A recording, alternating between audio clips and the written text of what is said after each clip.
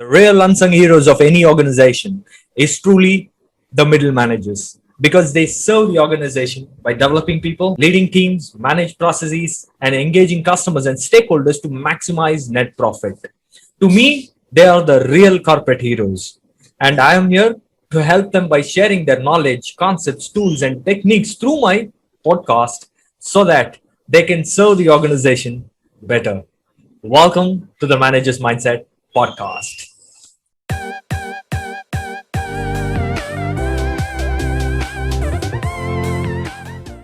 Hey guys, welcome to the Manager's Mindset podcast. Today, we have a guest who is passionate about transforming people into their best versions. This passion has made him spend 12 years, which is close about a decade, in the field of talent and leadership development. He is a brain-based coach and a practitioner of Hogan and DISC assessment. And he's going to be helping us in cracking how to transform yourself and your team members. So let's welcome the guest for the day, Mr. Abhijith. Hey, thank you, Gopi. Thank you for having me here. Hey Abhijith, how do you feel being part of this podcast? This is amazing, I must say. And in my opinion, this topic of transformation has a certain amount of sanctity to it, right? So allow me maybe a couple of minutes to talk about what qualifies me to even address audience of your podcast on this topic. So I was a hostelier, during my college days. Were you a hostelier? Yeah.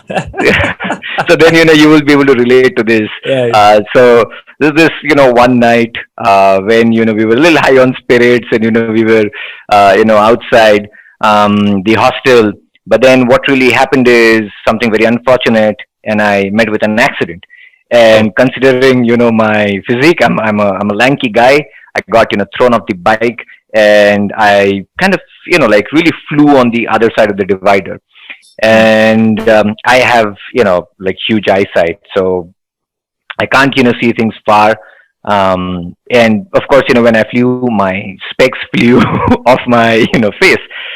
And I kind of lay there for maybe some seconds, and I could realize a truck kind of coming towards me.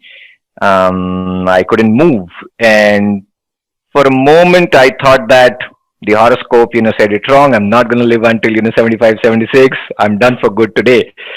But then somehow the truck just meandered past me. And in that very moment, whatever influence the substance was, it just went away. But then I was really high on thoughts, and I sat there kind of thinking, and there were still vehicles coming my way. The headlights of those seemed like the background of a picture with bokeh effect. And I was kind of still looking at those, but I was thinking, why am I here? What is my purpose? And I was stuck in an education that I was really apathetic to, and that kind of strained the relationship that I had with my parents. And in that flash of the moment, and I could hear faint voices of my friends telling me, "Get up from there! That it's not safe. It's not safe, to be sitting there." But in that flash of moment, I knew that I wanted to help people gain knowledge, to gain skills, to do kind of better in life. So I think, in a way I was transformed at that very moment. And then since then, my life has been, of course, it took me a couple of years, to kind of get into this, but it has been, to help people develop skills, like you said, leadership development and, coaching as of today. So it's been a great journey, and, considering, I have this purpose, I'm so very privileged, to be here with you. To kind of share some nuggets with managers as to how they can transform themselves, how they can transform their teams. So here I am, and I'm kind of willing to answer whatever you have to ask. Welcome. Welcome. Thank you. Thank you. All right. So now, Abhijit, since we are talking about transforming people, right? Uh-huh. So one thing when I really understand what is transformation as a team, when I really go back and Google and say, transformation, the first thing comes up your mind is the fitness freaks, right? You see people with a lot of a belly, and then they transform into a six packs guy, and all these muscles coming up. It's not only in Google. When you look at all social media, when you put Yeah. transformation, right? The outer part is what people are talking Mm, about. mm, So there is a lot more to it, is what I believe. mm, mm, So I hope you should be able to give us a clarity in what is transformation as a term refers to, first of all. mm. So I think, look, because of the lockdown and people at home, I think that is the most popular form of transformation that people Right. need right now.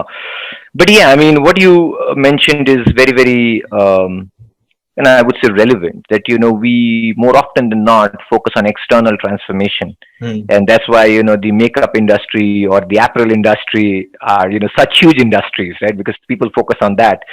Uh, but then if you kind of look at transformation, which is deep down, which is deep within someone's self, and that sort of personal transformation is the most beautiful thing I've ever come across.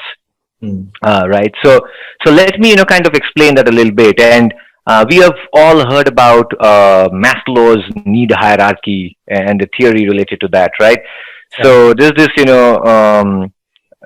guy, his name is Richard Barrett.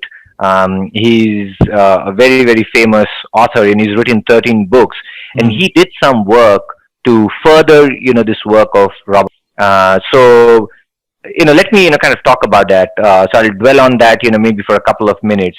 So this hierarchy, he modified it in a certain way. So let's start at the bottom. Hmm. So the bottom is still survival. It is satisfying our physical needs, or our survival needs. Now we must understand that every time one of our needs uh, does not get met, there is a Hmm. fear that we develop about it. So if our survival needs don't get met, then we have the fear, or we Right. develop a fear that we do not have enough, and we Uh-huh. carry that with us for the rest of our lives. So similarly, the next on the pyramid, which is on top of survival needs, is relationship needs. It is to the need for us to feel loved, for us to belong, for us to feel Hmm. protected.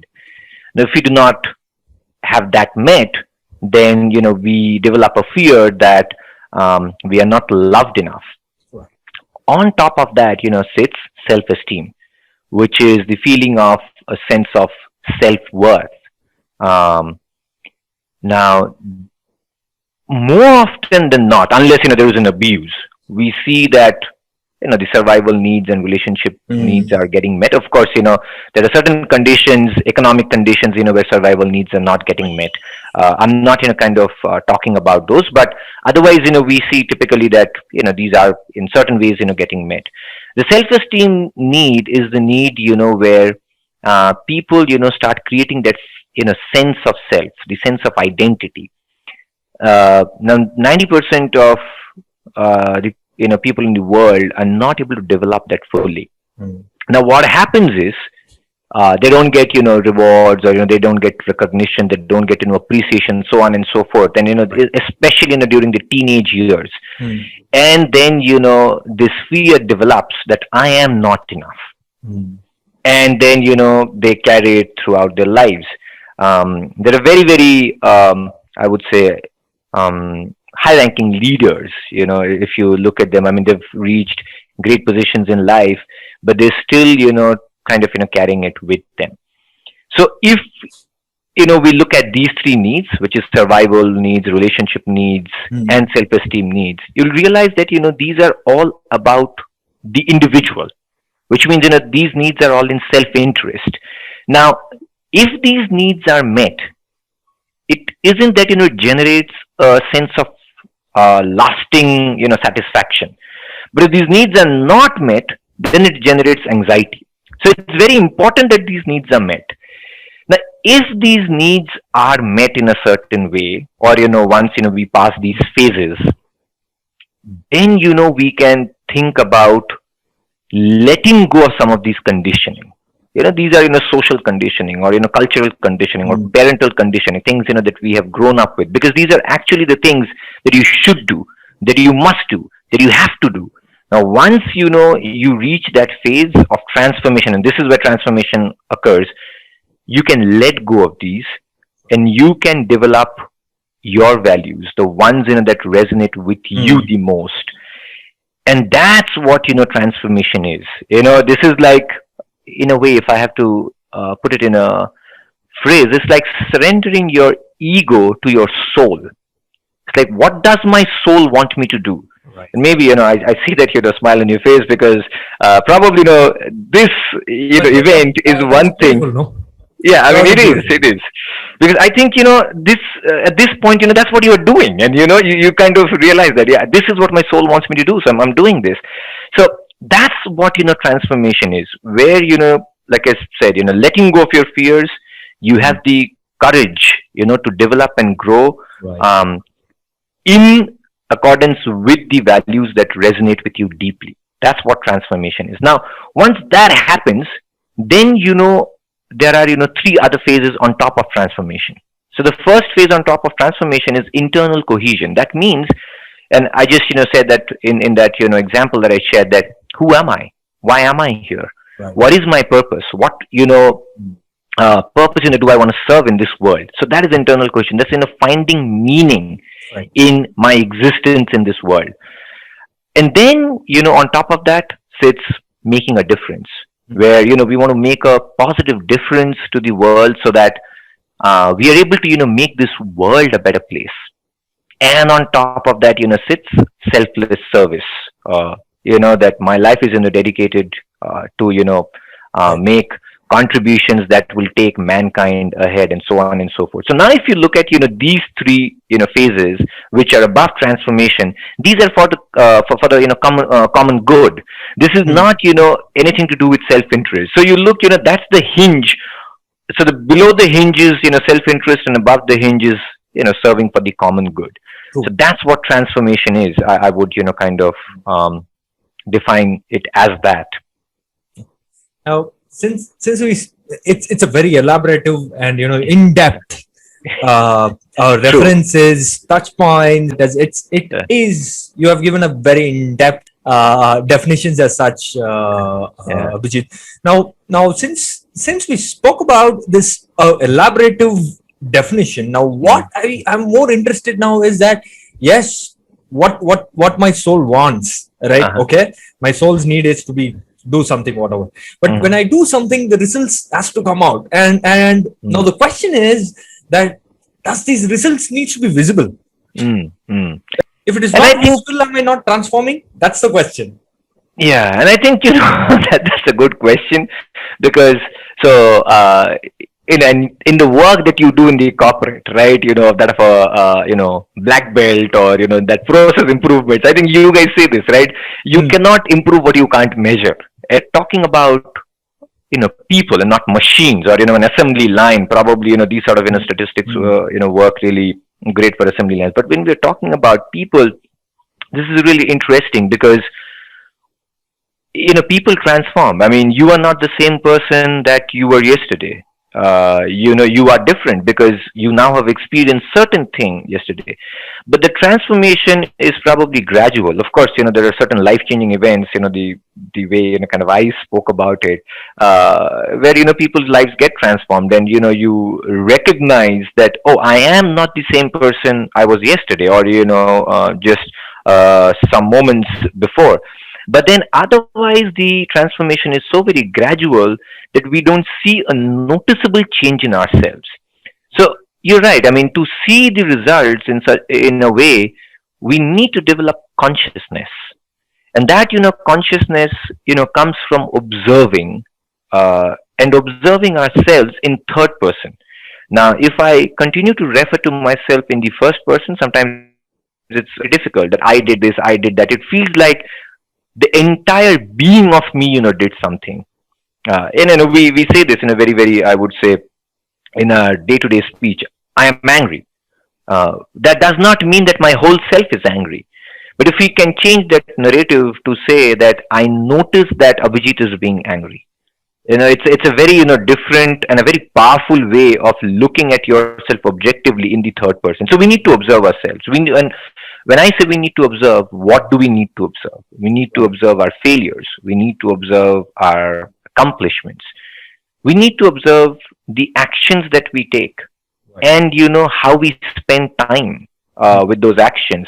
Are there any repetitive patterns with those actions? How do those actions become our habits? Right. What are our thoughts? What are our moods and then emotions and then feelings? And how does it serve our self-esteem? So I think those things become really really very very important. But okay, let me also kind of give you a very quick example over here, so that we are able to recognize that what is driving us. So this, right? I mean, I was into curating learning programs or leadership development programs.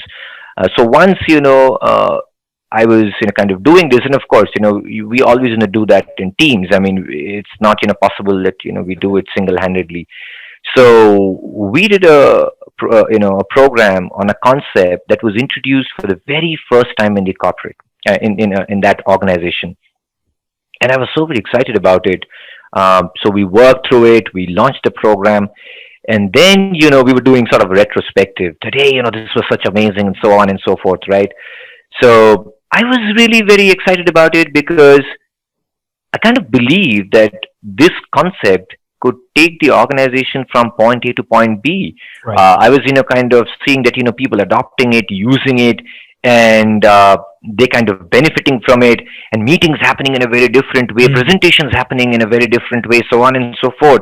So I kind of felt that, I have made a difference in the organization by, playing maybe a very small role in, curating this program. And then, I was kind of talking to another person who was involved in that curation, and she said that I didn't, think about those things. I thought that because, this is such novel and this is a high visibility project, if I'm a part of it, it will establish me as a great professional. I'm going to, essentially reap some benefits out of it, if I could, put it in that way. So you see, we both did the same thing in the sense, we both participated in the same project. But what was driving us was so very different. I think, if I could very humbly say that, I was thinking about, how it could be for the common good, that, it creates a difference in the organization. But I think, she was thinking about it, from a self-interest, perspective. Right. From an achievement perspective, from probably an ambition perspective. So I think we might, this is what I'd like to point out here, that we might engage in the same activities, but what is driving us, if you're able to observe that, then that's very, very powerful.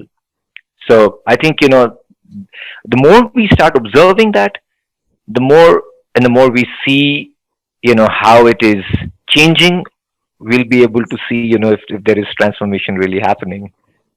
That's pretty much summed up, right? So observing, right? And to be more honest, that's the biggest or toughest skill to acquire. That's my take. A lot of people say no, listening is the toughest skill, is what you talk about. Yeah, both has its pros and cons and different things, but when it comes to transformation and the result or the change or the visibility, what we are talking about, so the observing is what, as you mentioned, is what the key, I believe, right? So how you transform and how you really observe that change is happening or not can be judged based on your observation.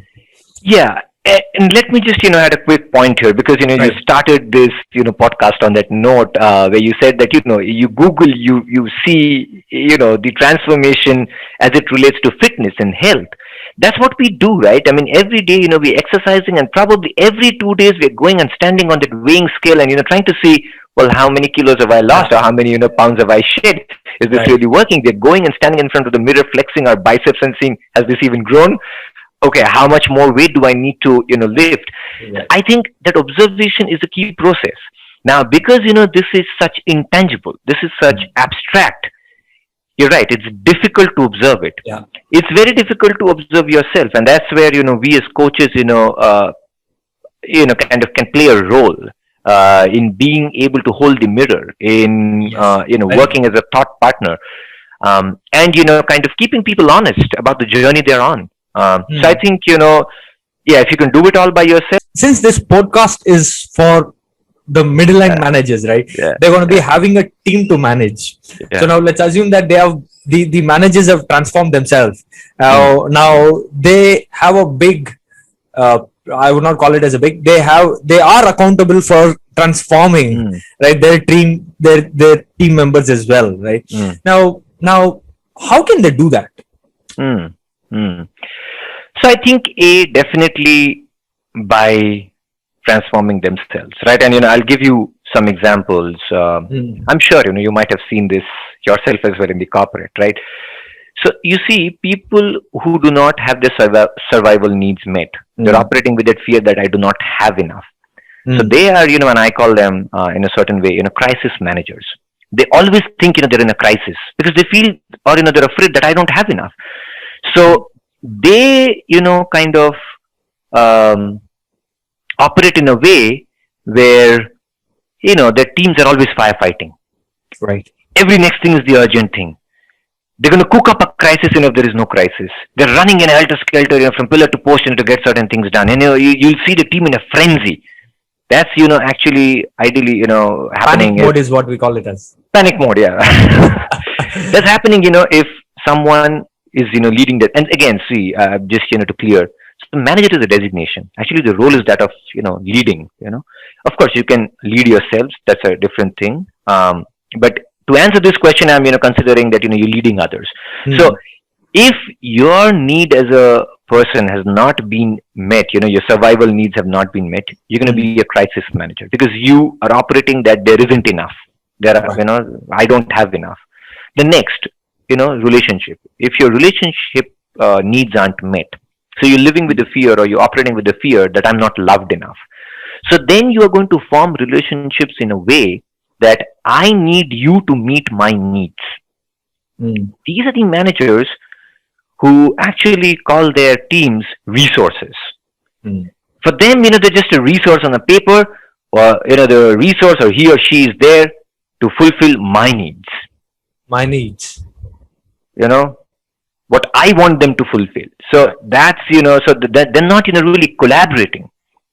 That's because like I said, they're thinking I need you to meet my needs. Hmm. Hmm. Hmm. Hmm. Hmm. If they do not have their self-esteem needs met, which means they are operating from the fear that I am not enough. Right. I still have a point to prove. We have those micromanagers there. They want kind of take the credit. They're kind of going and diving in everyone's work. They're not able to delegate with confidence because they're thinking, oh, this work will not be produced with that sort of perfection that I would have produced it. So they're kind of behind people's lives and kind of pushing them Hmm. in not the most healthy way, if I could say. So that's where they're the controlling managers or the micromanagers. But then the transformation happens, right? That those needs are met. You're letting go of those fears. You are creating alternate narratives, to kind of let go of those beliefs. You're changing those beliefs, and then comes internal cohesion. It's like, why am I here? What's my purpose? So that's where you are the inspiring leader because you are able to give the team a purpose and not, I would say, give the team a purpose, but help them discover their purpose and in certain ways tie it to the organizational purpose, right? The next, which is like wanting to make a difference in the world. If you're operating from that, zone, then, you're collaborating. Hmm. You are seeing, how might I collaborate with the purpose that I have and, Hmm. the team has and the organization has. How can I, tie it in a single string and bring, certain things, that will make this ecosystem better. So that's where, you start taking the role of like a mentor or a coach. And, typically we call that a servant leader. So servant leadership. Yeah. Where you're putting others' needs ahead of yours, and that's what pretty much leadership is all about, right? If you're able to, put others' needs ahead of your needs, you're a good leader in certain ways. And then, the last one is, service, where, you're being very, very selfless.